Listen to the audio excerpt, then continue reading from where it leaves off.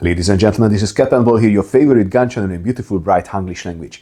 And today I'm continuing the series about the early 16th century handgunner gear.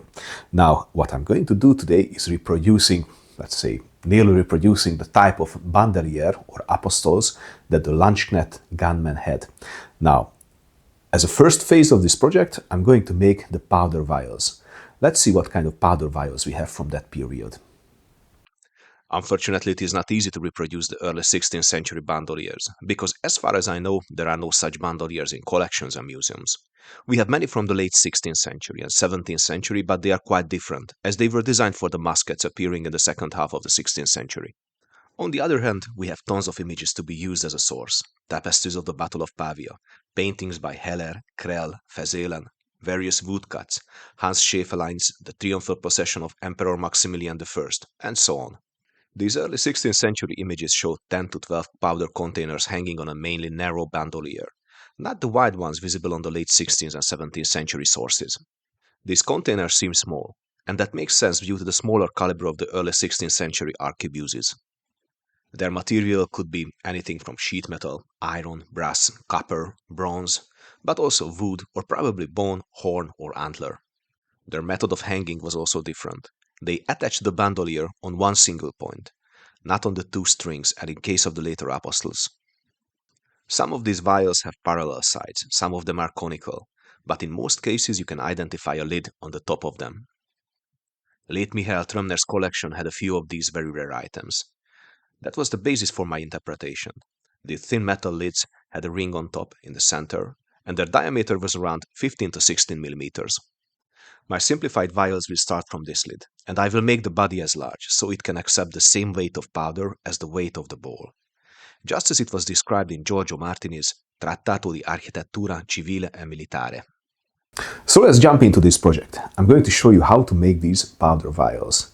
Looks nice, and it is quite easy to make.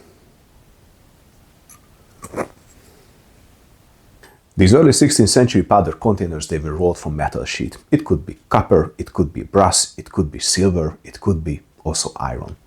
Now, to ease my work, I'm going to use piping, brass piping. I have 16 by 1 millimeter pipe, this is for the cap, and 14 by 1 millimeter pipe, this is for the body. Now, these nearly fit together, which will ease my work very well. So the height of the brass cap is 2.2 centimeters, but we will need more because I want to grab it by the lathe, so I will have to leave some material and also for justifying the edges. So I'm going to cut 2.8 millimeter pieces.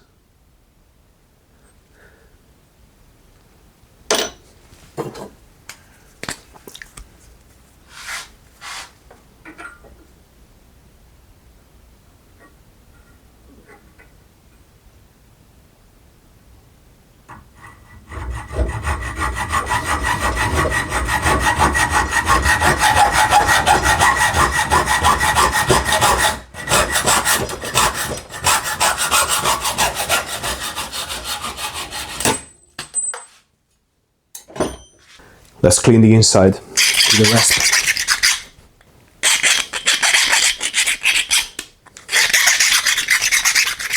It must be clean because we are going to put it into the lathe in a tricky way. The thickness of this tube is 1 millimeter, which means I will have to reduce it. I will reduce it to, let's say, around 0.6, 0.7. But that is just too thin for the lathe. When you tighten it, it can collapse. So I turned a metal bar, it's a round metal bar, that has the diameter of the internal diameter of this metal tubing, of this brass tubing, which means that it cannot collapse. This will hold it securely.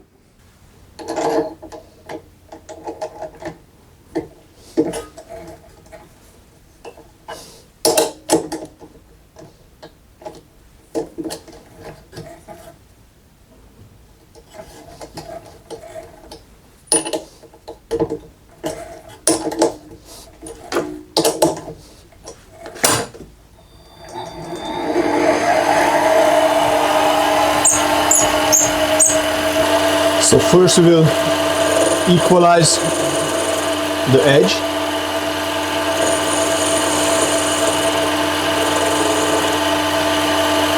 And then we reduce the diameter.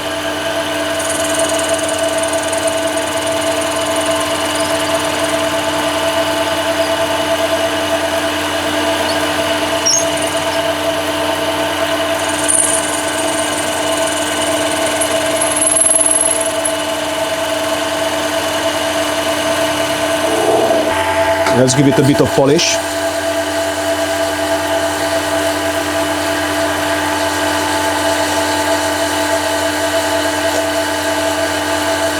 And then we make the decorative lines.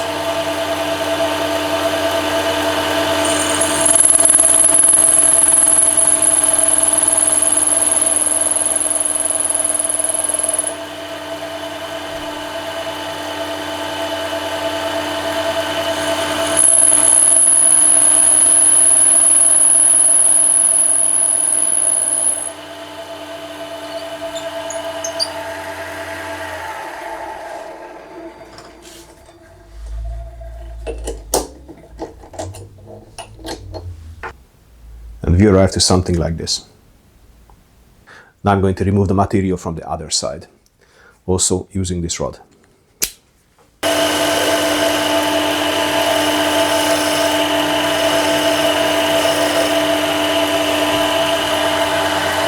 Let's give a bit of polish to the other side as well.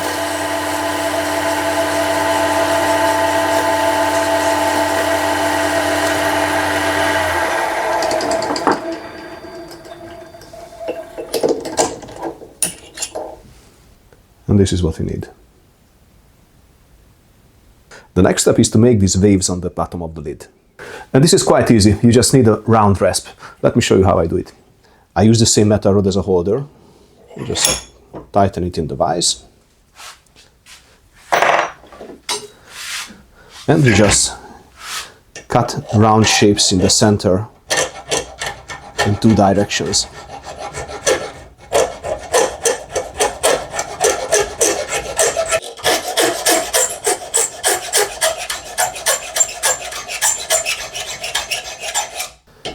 And we do the same from the other direction.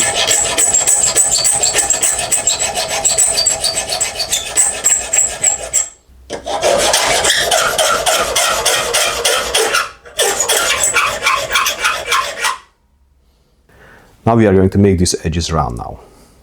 It is quite useful if you have a belt grinder, but be careful because we are working with 0.7, 0.6 millimeter material, so you just need a little touch here.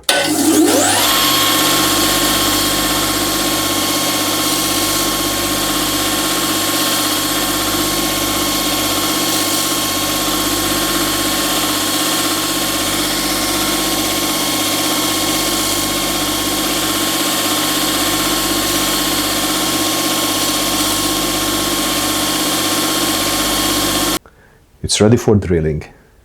Now it is time to drill the decorative holes, but before that I'm going to mark them with this kearner.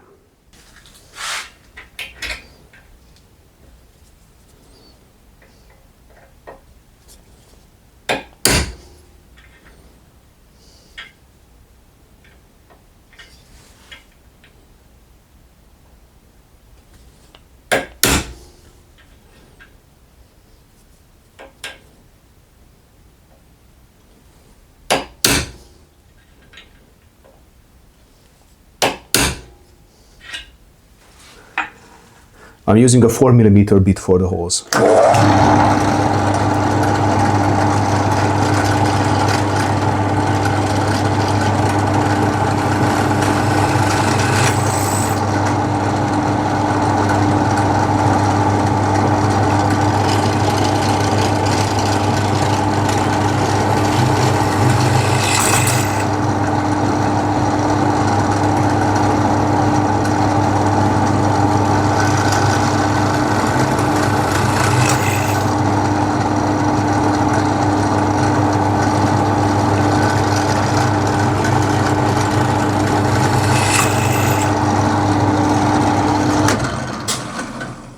And it looks something like this. Let's clean the inside a bit. It will later be polished. This is just to remove all the marks left by the drill. Now I'm going to polish the outside of the lids.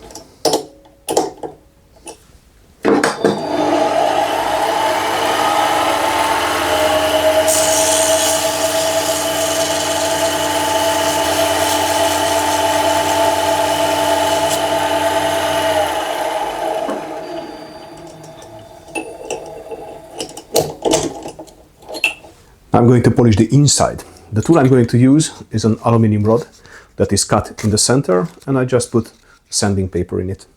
This is an easy and perfect tool for the job.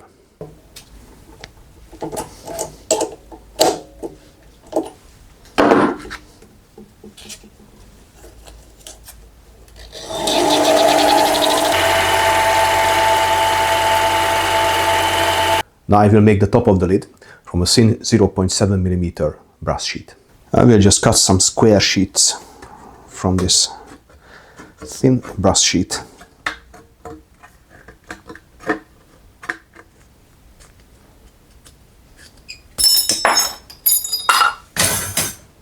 I will flatten them a bit.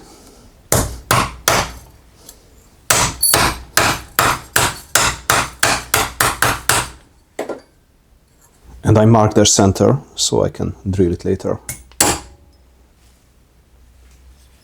Now I will drill a 2.5mm hole in the center. This will be the place for the ring on the top.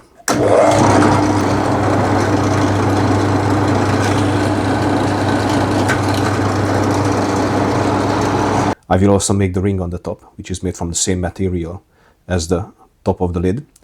I just cut, let's say, 2mm stripe from the same material with scissors. And it goes like this. I use a 3.5mm drill bit as a guide, and I just bend the thin sheet over it. Then you take pliers, you flatten the end like this, and then you simply cut what you don't need, just leaving, let's say, 0.5 centimeter tail. I will just push this through the hole in the center, and I will just open it on the other side.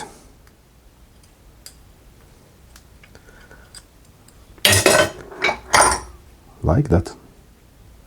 Let's help it a bit.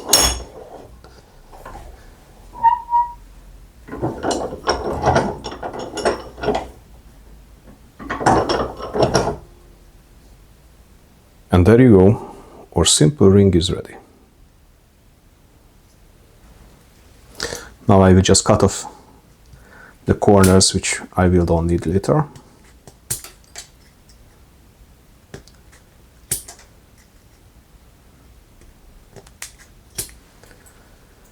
And now it is ready for soldering.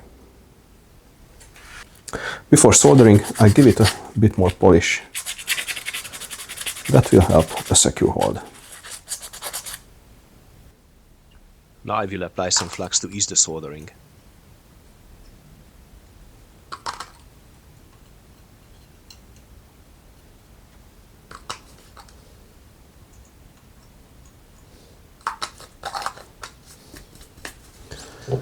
I put a ring of tin on top.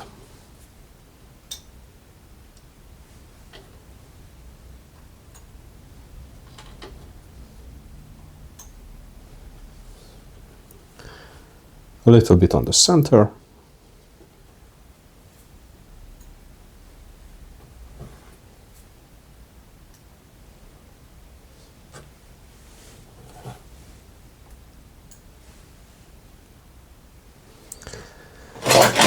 And we will just put the ready lids on top.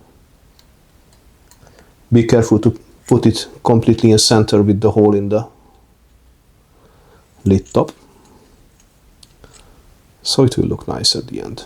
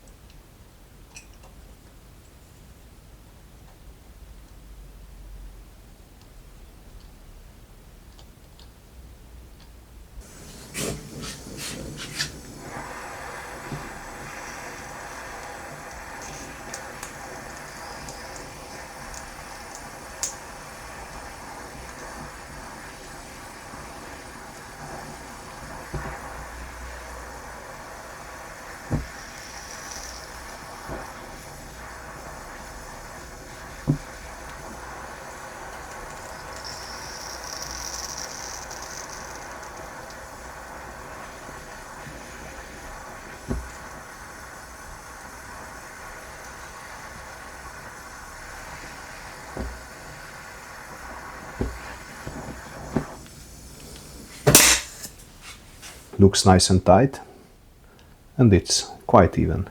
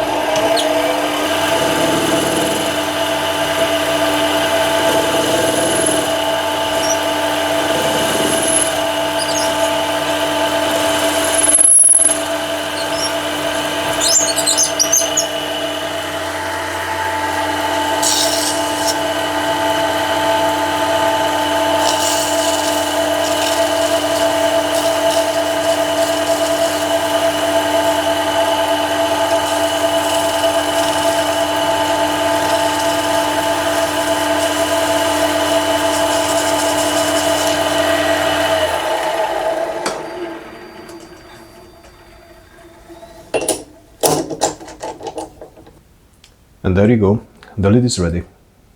Let's make the body of the powder container. It is made from 14 by 1 mm brass tubing, and I cut 70 mm pieces. This is where we start from. First we equalize the two ends, so they are smooth and flat.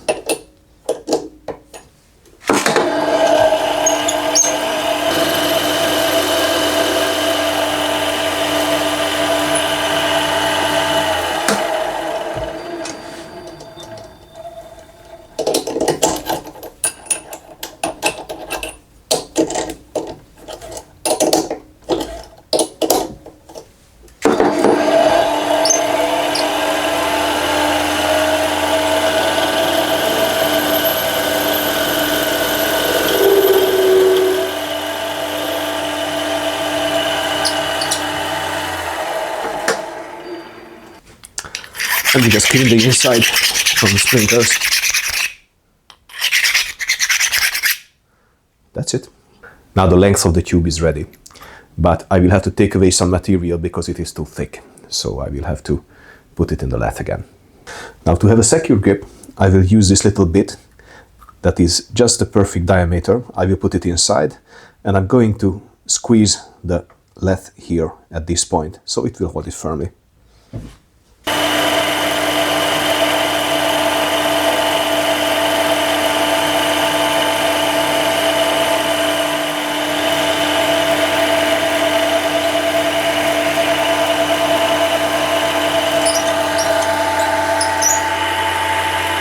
Let's try the lid so I don't take away too much material. No, it's too tight. Bit more.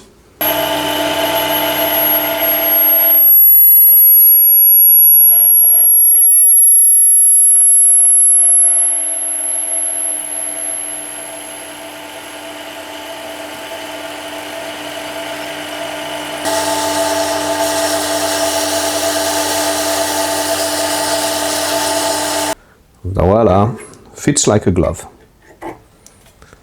And it has quite a good friction, which means it will hold in place. Now I will just turn it and polish the bottom as well.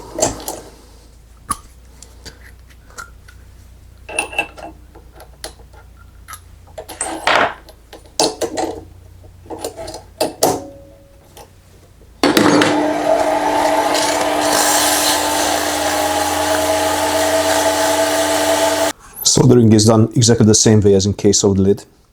We add some soldering water.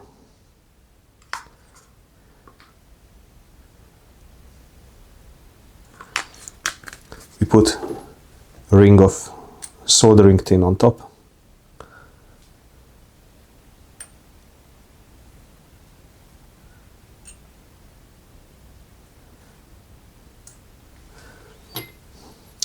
And we place the tubes in the center.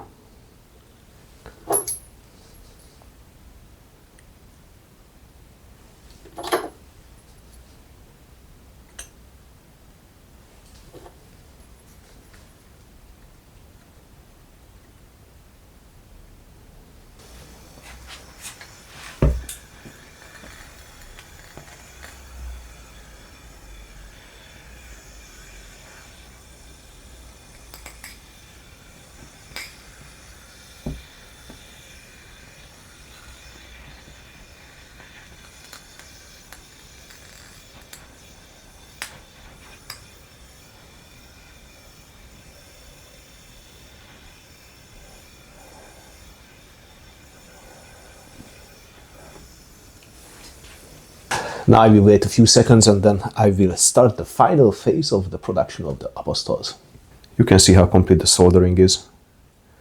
The solder ran all around the bottom.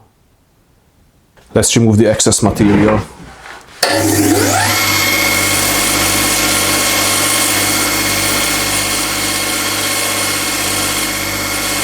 Now that's really the last phase, the last step. Equalizing the bottom plate.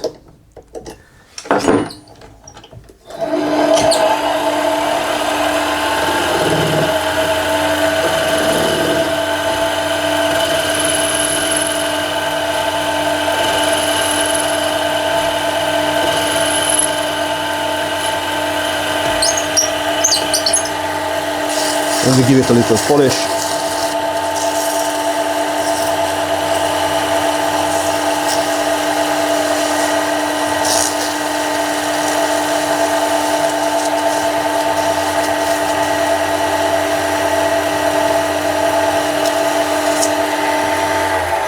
And it's ready!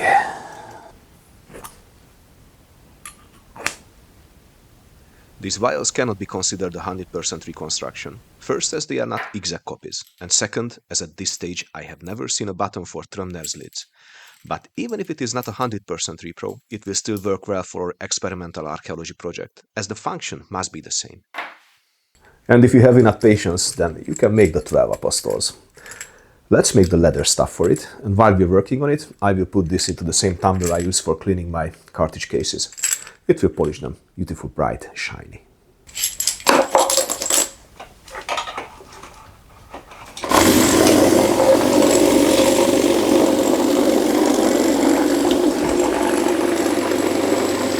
I will make those rings to attach them to the bandolier from this brass rod, which is quite stiff.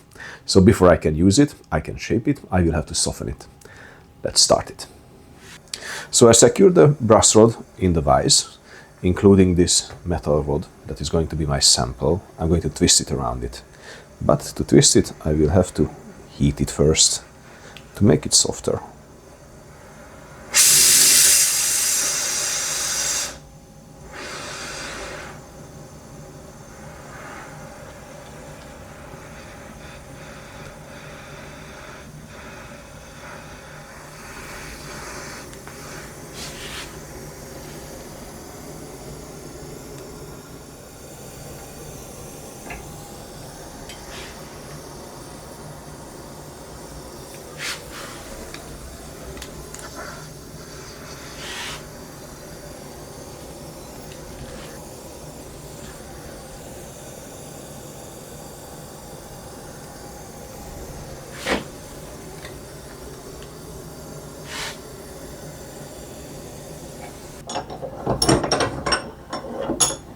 Now I will cut it with a metal saw. This is actually nearly the same method that was used for making the rings for the chainmails.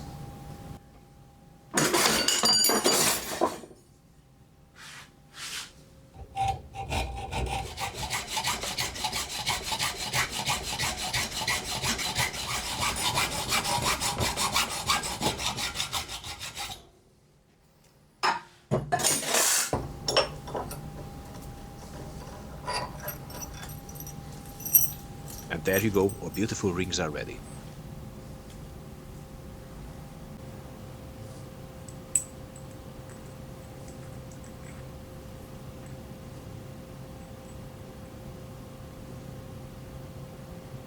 Let's cut the leather stripe. This is 3mm leather, and the tool I'm going to use is this very simple and very cheap tool that will allow me to cut a 2cm stripe. The name of the tool is a strap cutter.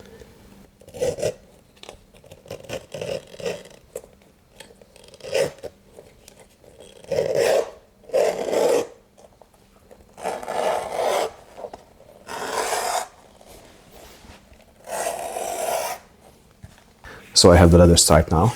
It is nice and soft with parallel sides, but it's still not ready. Let me show you how to finish it. I'm going to cut the edges using this little V-shaped carving tool.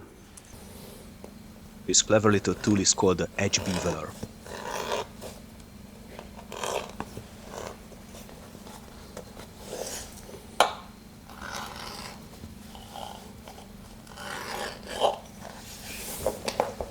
So now it is the proper size. I cut it to the proper size. The edges are rounded, but it is still not finished. I still have to work on the sides of the leather.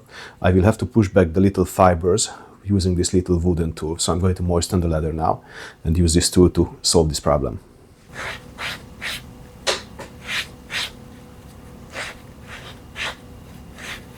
This procedure is called burnishing with a wood slicker.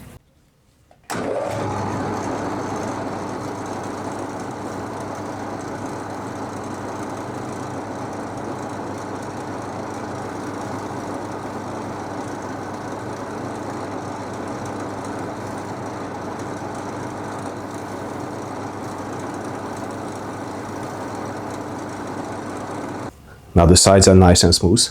Let's join the two ends together. But before we go on, I will add some more decoration using this little carving tool. This tool is called the adjustable stitch groover. Here the groove does not have any function. It is just decorating the leather stripe. And this is the result. Nice parallel line on the sides. It is a good question how to join the two ends. Well, if you check 17th century bandoliers or late 16th century bandoliers, you will find that they are joined in V shape because they had a bullet pouch just at the joint of the two ends. Now, this was not common in the 16th century, early 16th century. If you check the images, what we see is that the bandolier is nearly completely round. So I'm going to do what is the most simple way to join them. I'm just going to sew them together like this.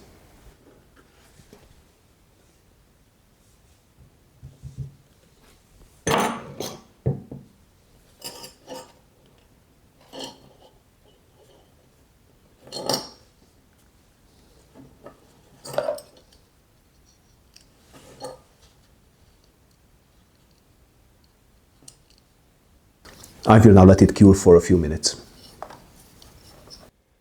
Let's punch the stitching holes.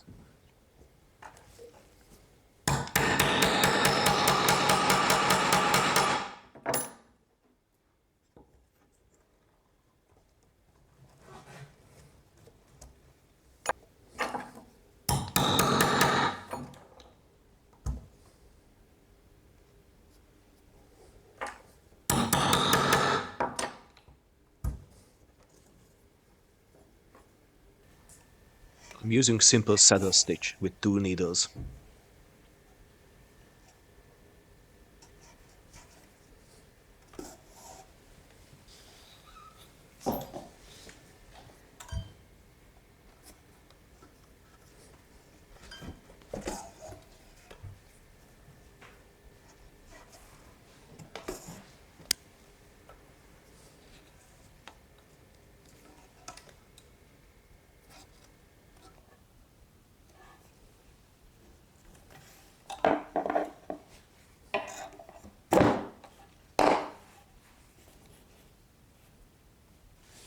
Now let's mark the positions for the powder containers. The distance between them will be 10 centimeters.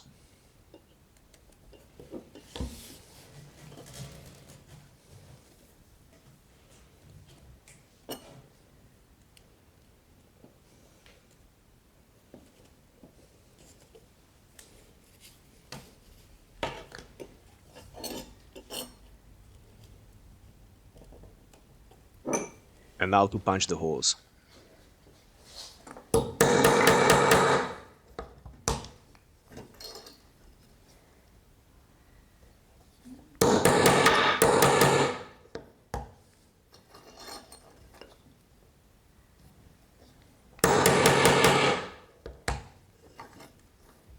Now it is almost ready. I will have to stain it. It will receive the same color as the Leder in Pulvertasche and its belt. The stain I'm using is alcoholic palisander color stain. Be careful with your hands because it is very hard to remove.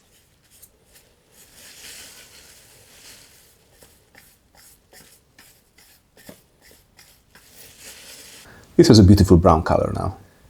I let it dry, then it will receive a coat of leather grease, and then it's ready for assembly.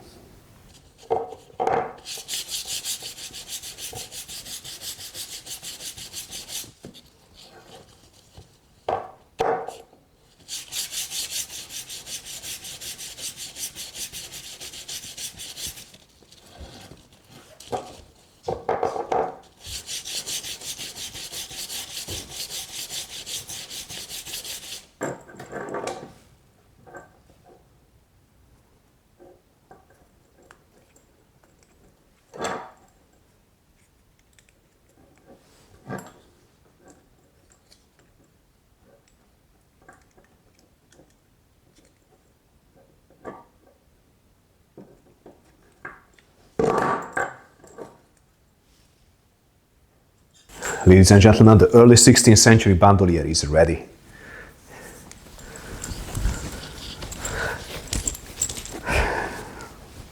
It feels good and looks good. I'm satisfied. Ladies and gentlemen, thanks for tuning in to the Capandball YouTube channel. If you like what I do, then please support us on patreon.com/capandball, where you will find exclusive content from me.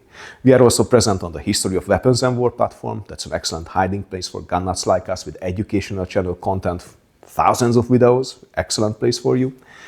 If you like what I do, then please subscribe, like, share, comment, because that will help the channel to grow, because the algorithm, that won't help us.